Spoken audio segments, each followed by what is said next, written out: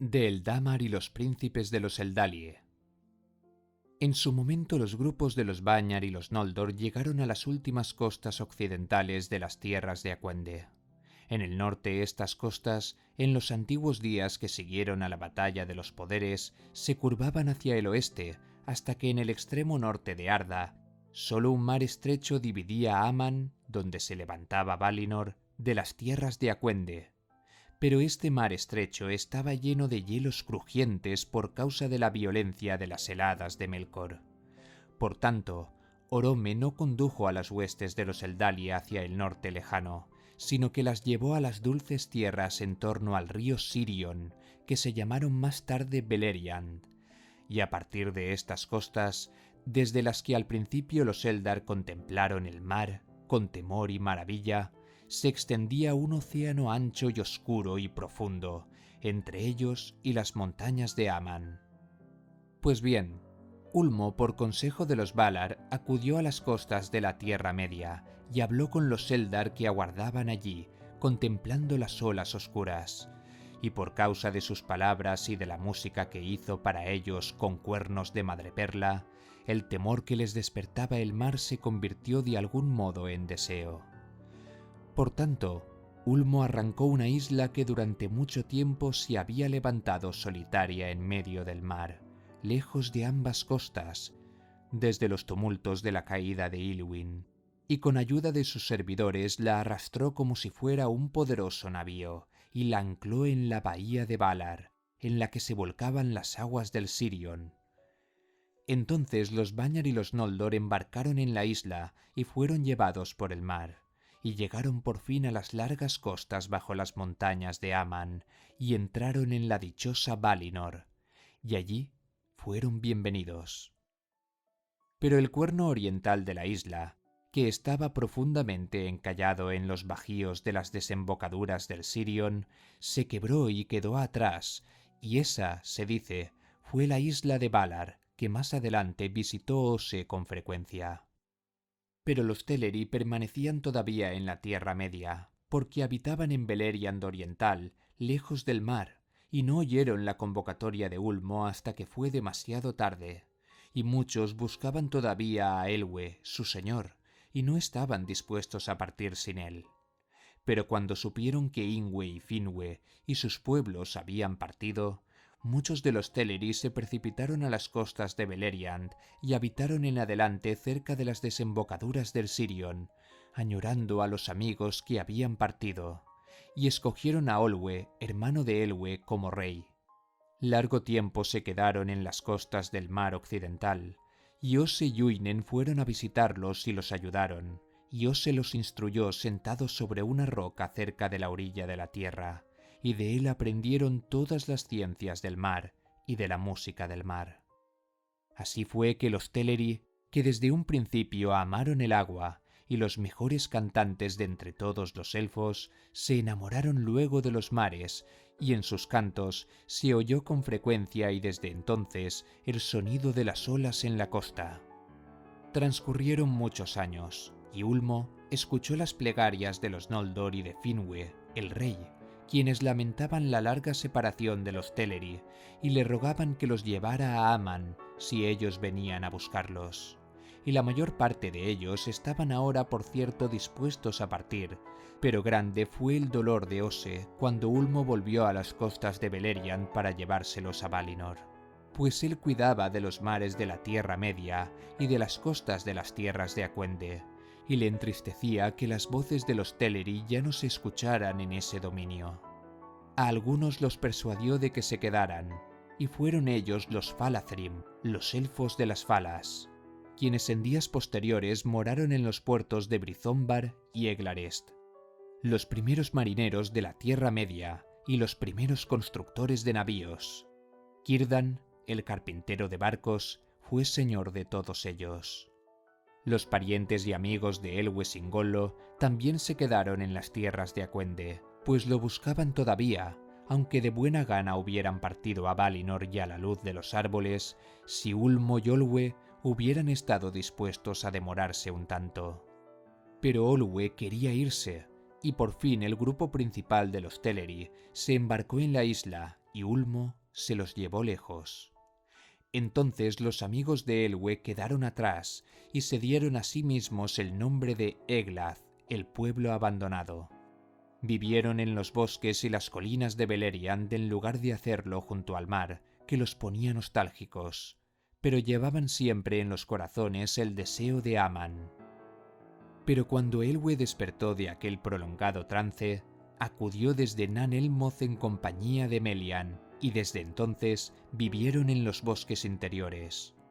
Aunque mucho había deseado volver a ver la luz de los árboles, en la cara de Melian contemplaba la luz de Aman como en un espejo sin nubes, y en esa luz encontraba contento. Las gentes se reunieron alrededor de él, regocijadas y asombradas, porque aunque había sido hermoso y noble, parecía ahora un señor de los Maiar, los cabellos de plata gris y de talla más elevada que ninguno de los hijos de Ilúvatar, y un muy alto destino tenía por delante.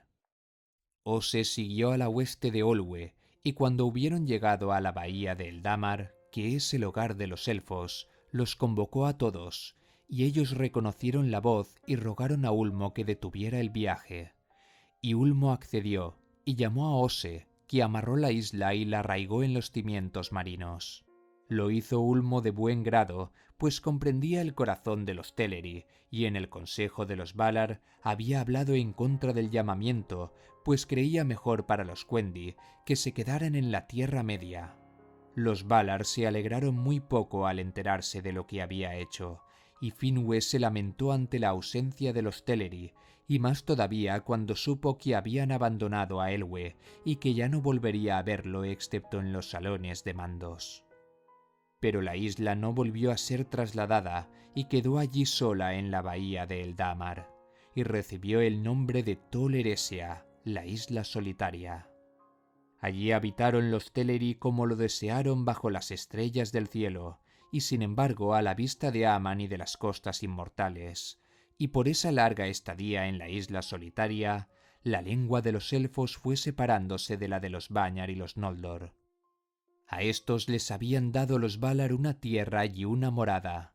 Aún entre las flores radiantes de los jardines, iluminados por los árboles de Valinor, deseaban a veces contemplar las estrellas, y por tanto se abrió un hueco en los grandes muros de las Pelori. Y allí, en un valle profundo que descendía hasta el mar, los Eldar levantaron una elevada colina verde. Tuna se la llamó. La luz de los árboles se derramaba sobre ella desde el oeste, y la sombra apuntaba siempre al este, a la bahía del hogar de los elfos y la isla solitaria y los mares sombríos. Entonces, a través del Calaquirya, el paso de la luz, el resplandor del reino bendecido, fluía, encendiendo las ondas oscuras de plata y de oro, y rozaba la isla solitaria, y la costa occidental se extendía verde y hermosa. Allí se abrieron las primeras flores que hubo al este de las montañas de Aman. En lo alto de Tuna se levantó la ciudad de los elfos, los blancos muros y terrazas de Tirion, y la más alta torre de esa ciudad fue la torre de Ingwë, Mindon el Dalieba, cuya lámpara de plata brillaba a lo lejos entre las nieblas del mar. Pocos son los barcos de los hombres mortales que hayan visto ese esbelto rayo de luz. En Tirion, sobre Tuna, los Vanyar y los Noldor vivieron largo tiempo como amigos, y de cuanto había en Valinor, amaban sobre todo al árbol blanco, de modo que Yavanna hizo para ellos un árbol a imagen del Telperion, aunque no daba luz propia. Galathilion se llamó en lengua Sindarin.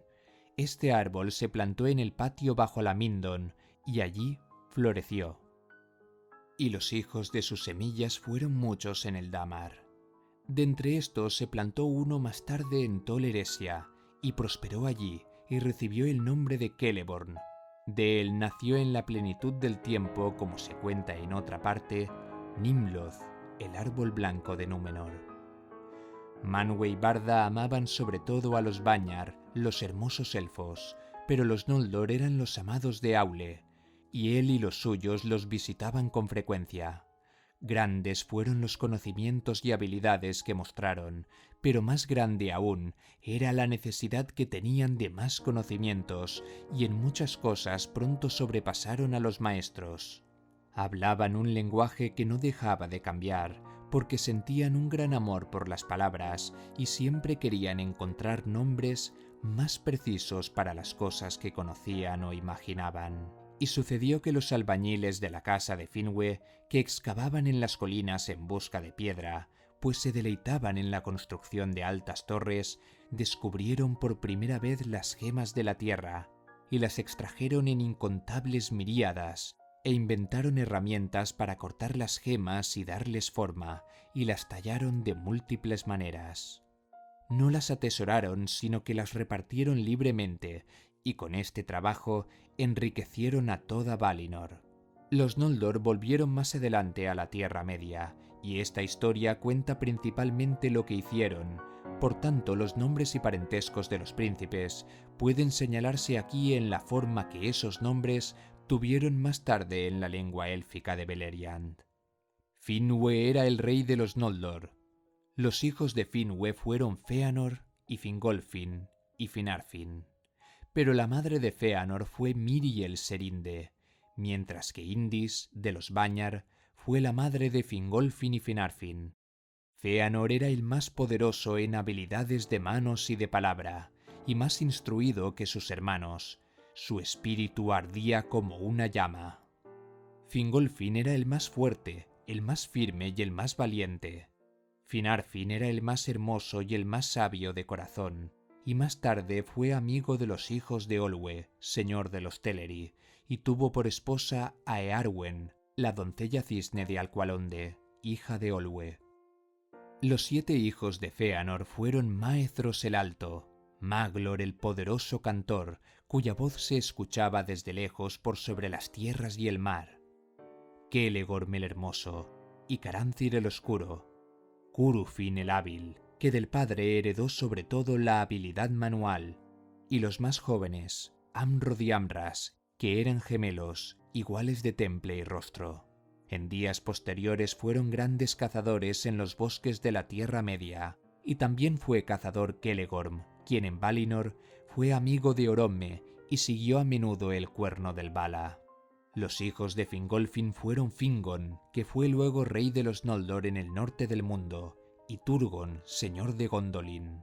Su hermana era Arethel la Blanca, más joven en los años de los Eldar que sus hermanos, y cuando alcanzó la plenitud en estatura y belleza, fue alta y fuerte, y amaba cabalgar y cazar en los bosques. Allí estaba con frecuencia en compañía de los hijos de Fëanor, sus parientes, pero a ninguno de ellos dio el amor de su corazón. Arfeiniel se llamaba, la blanca señora de los Noldor, porque era pálida, aunque de cabellos oscuros, y nunca vestía sino de plata y blanco. Los hijos de Finarfin fueron Finrod el Fiel, que recibió más adelante el nombre de Felagund, señor de las cavernas, Orodreth, Angrod y Aegnor, los 4 tan amigos de los hijos de Fingolfin como si todos hubieran sido hermanos.